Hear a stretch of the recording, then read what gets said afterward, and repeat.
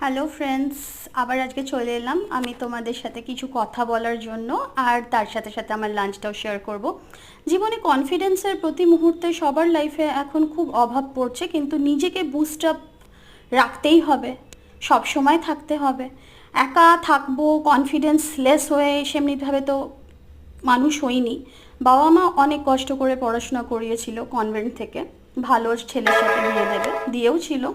কিন্তু ভাগ্যবশত সব কিছুই উলট পালট হয়ে গেল। কনফিডেন্স লেভেলটা ধীরে ধীরে কমতে লাগলো রিলেশনশিপে।